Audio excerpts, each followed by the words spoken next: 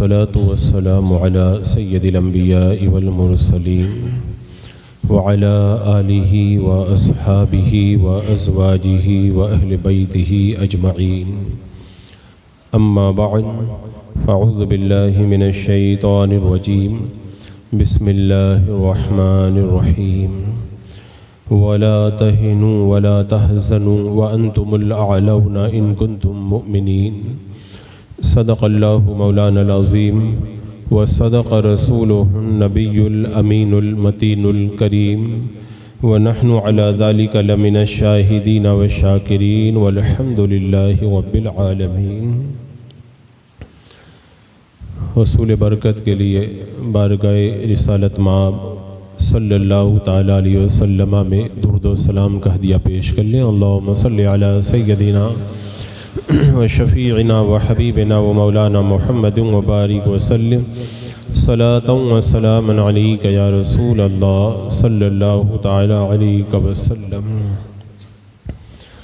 آج چاند کی ایک تاریخ ہو چکی ہے اور آج ہی کا دن جلالت العلم استاذ العلماء حضور حافظ ملت شاہ عبدالعزیز محدث مراد آبادی رحمۃ اللہ تعالیٰ علیہ کے عرس پاک کا دن ہے. اور آج کے دن میں مبارک پور الجامعۃ الاشرفیہ کی سرزمین پر علماء کرام اور طالبان علوم نبویہ اپنے اس عظیم محسن کی بارگاہ میں اپنی عقیدتوں کا خراج لے کر کے عرس پاک میں حاضر ہیں. آج کے اس محفل میں ہم اپنے اس عظیم محسن کا کچھ ذکر خیر کریں تاکہ ان کی زندگی سے ملنے والے نور سے ہمارے دلوں کے اندر بھی اجالے پیدا ہوں. حضور حافظ ملت شاہ عبدالعزیز محدث مراد آبادی رحمۃ اللہ تعالیٰ علیہ یہ بھوجپور کی سرزمین پر پیدا ہوئے. علمی گھرانہ ہے. ان کے والدین بڑے نیک پارسا متقی اور پرہیزگار. ابتدائی تعلیم آپ نے اپنے وطن ہی میں حاصل کی اور حفظ قرآن بھی وہیں پر ختم کیا. اس کے بعد میں 27 سال کی عمر میں جامعہ نعیمیہ مراد آباد کے اندر اپنی علمی پیاس بجھانے کے لیے پہنچے اور وہاں پر تعلیم حاصل کرتے رہے. لیکن آپ کے اندر جو طلب علم کا جو حوصلہ اور جو جذبہ تھا وہ کسی علم کے سمندر کی تلاش میں تھا.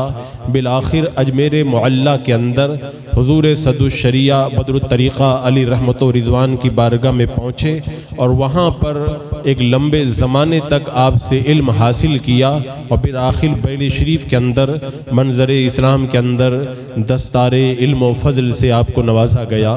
حضور صد الشریعہ بدر الطریقہ علی رحمت و رضوان کے حکم پر مبارک پور کی سرزمین پر آپ تشریف لے گئے اور ایک لمبے عرصے تک وہاں پر رہ کر کے دین کی خدمت کا عظیم فریضہ انجام دیا. ایک معمولی خلا کے علاوہ باقی اپنی زندگی کا پورا حصہ آپ نے مبارک پور کی سرزمین پر بیٹھ کر کے لوگوں کی علمی پیاس بجھانے کے اندر لگا دیا. حضور حافظ ملت علی رحمت و رضوان کی مقدس زندگی کے کئی ایسے گوشے ہیں کہ ہر گوشے پر الگ الگ انداز کے اندر گفتگو کی جا سکتی ہے. اللہ تبارک و تعالیٰ نے ان کو کتنے کمالات عطا فرمائے تھے اور میں یہ سمجھتا ہوں کہ اس دور کے اندر حضور حافظ ملت رحمت اللہ تعالیٰ علیہ کی زندگی کا جو ایک اہم اور نمایاں پہلو ہے اس کو پڑھا اور سنا جائے کیونکہ اس دور کے اندر اس کی بہت زیادہ ضرورت ہے. کیونکہ آج ہم دیکھ رہے ہیں کہ ہر جگہ مسلمان پسپا ہو رہے ہیں, جگہ جگہ مسلمان ظلم و ستم سے دوچار ہو رہے ہیں. تو یہاں پر یہ گفتگو آتی ہے کہ مسلمانوں کی پسپائی اور مسلمانوں کی ذلت کی وجہ کیا ہے. تو اللہ رب قدیر نے قرآن پاک میں ارشاد فرمایا وَأَنْتُمُ الْأَعْلَوْنَ إِن كُنْتُم مُؤْمِنِينَ, اگر تم ایمان والے ہو تو تم ہی غالب رہو گے۔ اور اس کی تفسیر میں مفسرین نے فرمایا اللہ کے وعدوں پر جس کا پختہ یقین ہو، جو کامل الایمان بندہ ہو، تو پھر اللہ تبارک و تعالیٰ اسے عزت اور سرخروئی عطا فرماتا ہے۔ حضور حافظ ملت رحمۃ اللہ تعالیٰ علیہ کی زندگی میں ہم نے اس خوبی کو جب دیکھا تو درجہ کمال کو پایا، یقین، استقامت، حق گوئی و بے باقی، اتباع سنت اور اتباع شریعت کے اندر حضور حافظ ملت رحمۃ اللہ تعالیٰ علیہ کا بڑا اعلیٰ مقام تھا۔ اور آج یہ یقین کی دولت ہمارے اندر اتنی زیادہ نہیں پائی جاتی ہے، اسی لیے ہم لوگ آج ذلت و رسوائی کا شکار ہو کر کے رہ گئے۔ میرے آقا صلی اللہ علیہ وسلم نے ارشاد فرمایا تعلموا الیقین کما تعلموا القرآن، جیسے تم لوگ قرآن کا علم حاصل کرتے ہو ایسے ہی یقین کا علم بھی حاصل کرو۔ امام غزالی رحمۃ اللہ تعالیٰ علیہ فرماتے ہیں کہ یقین والے بندوں کے پاس بیٹھو، یقین والوں کی باتیں سنو، یقین والوں کی پیروی کرو، تمہارے اندر بھی یقین پیدا ہوگا، یقین پیدا ہوگا، ایمان کا کمال پیدا ہوگا، تو اللہ تبارک و تعالیٰ تمہیں بھی عزت اور سرخروئی عطا فرمائے گا۔ حضور حافظ ملت رحمۃ اللہ تعالیٰ علیہ کا یقین کتنا پختہ تھا، استقامت کے کتنے اعلیٰ درجے پر آپ فائز تھے۔ خود فرماتے ہیں کہ بندہ خدا سے ڈرے اور پورا ڈرے، صرف خدا سے ڈرے، خدا کے علاوہ کسی اور سے نہ ڈرے۔ فرماتے ہیں جو کچھ بھی ہوتا ہے وہ خدا کی مرضی سے ہوتا ہے، عزت اللہ عطا فرماتا ہے، ذلت وہی عطا کرتا ہے، اور امیری اور غریبی اور جو کچھ بھی نعمت اور جو کچھ بھی ہے سب رب تبارک و تعالیٰ ہی عطا فرماتا ہے۔ تو بندہ اگر اللہ تبارک و تعالیٰ کی ذات پر کامل یقین رکھے تو اللہ تبارک و تعالیٰ اسے عزت کی زندگی نصیب فرماتا ہے۔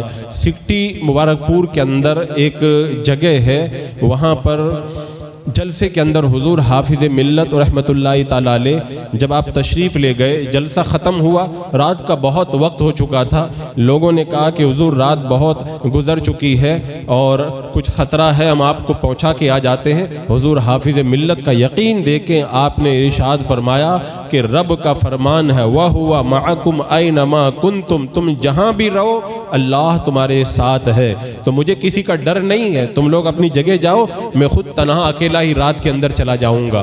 یہ حضور حافظ ملت کا یقین اور آپ کا پختہ یقین آپ دیکھیں۔ اور خود حضور حافظ ملت فرماتے ہیں کہ مجھے کسی کا کوئی ڈر نہیں ہے، میں صرف خدا سے ڈرتا ہوں، چاہے دار ہو، دار کا معنی ہوتا ہے گھر، چاہے دار ہو چاہے تختہ دار یعنی پھانسی کا فندہ ہو، حق بات کہنے میں کبھی کسی کی کوئی پرواہ نہیں کرتا ہوں۔ یہی وجہ ہے کہ ایک جگہ حضور حافظ ملت علی رحمت و رضوان جب نکاح پڑھانے کے لیے تشریف لے گئے، نکاح سے جب فارغ ہوئے بعد میں آپ کو کسی نے بتا دیا کہ جس کا نکاح آپ نے پڑھایا ہے لڑکی تو سنی ہے لیکن لڑکا دیوبندی ہے۔ حضور حافظ ملت رحمت اللہ تعالیٰ علیہ نے فرمایا جو مسجد سے باہر جا چکے ہیں ان کو دوبارہ اندر بلاؤ، اور سب کو اکٹھا کر کے آپ نے فرمایا سن لو، یہ جو نکاح ہوا ہے یہ نکاح صحیح نہیں ہوا ہے، اگر اس نکاح کے ذریعے اگر باقی رکھا جائے گا اس کو تو یہ نکاح نہیں بلکہ یہ حرام کاری اور زنا ہوگا۔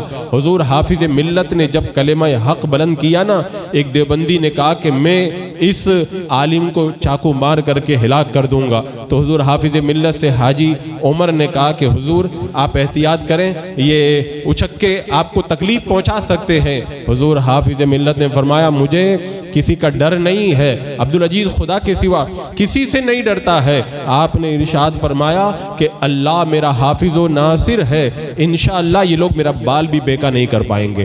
یعنی جب کوئی جان کا دشمن بن جائے اس وقت اپنے یقین کو اس قدر اعلیٰ درجے پر پیش کرنا، اللہ تبارک و تعالیٰ نے حضور حافظ ملت کو مقام عطا فرمایا تھا۔ اور خود فرماتے ہیں، ایک بار تقریر کر رہے تھے لا تحزن ان اللہ معنا پر، یعنی حضرت ابو بکر صدیق اور میرے آقا صلی اللہ علیہ وسلم جب غار ثور میں پہنچے اور کافر غار کے کنارے پر آ گئے اور جب خطرہ ہوا تو حضرت صدیق اکبر نے اپنے دل کی تشویش کا اظہار کیا تھا، تو میرے آقا نے فرمایا تھا لا تحزن ان اللہ معنا، ڈرو نہیں اللہ ہمارے ساتھ ہے۔ اس پر تقریر کرتے ہوئے حضور حافظ ملت خود فرماتے ہیں جب پرانے مدرسے کے اندر میں شروع کے اندر گیا تو وہاں پر جو بھی جاتا تھا 2 مہینے سے زیادہ ٹک نہیں پاتا تھا. وہاں پر بتاتے تھے جناتوں کا بسیرا ہے, لوگ خوفزدہ ہو کر کے وہاں سے چلے آتے تھے. کہتے میں گیا مجھے کسی کا ڈر نہیں لگا, یہاں تک کہ ایک دن مغرب کی نماز پڑھ کر کے جب میں فارغ ہوا, ایک لمبا تڑنگا درخت کی طرح ایک جنات میرے سامنے آ کر کے کھڑا ہو گیا. بولے میرے دل میں کوئی خوف پیدا نہیں ہوا, کیونکہ بندے کو صرف اللہ سے ڈرنا چاہیے, اور جب بندہ خدا سے ڈرتا ہے تو پھر خدا کے علاوہ کسی اور سے نہیں ڈرا کرتا. فرماتے جب وہ میری طرف بڑھا نا, میرے دل میں کوئی خوف نہیں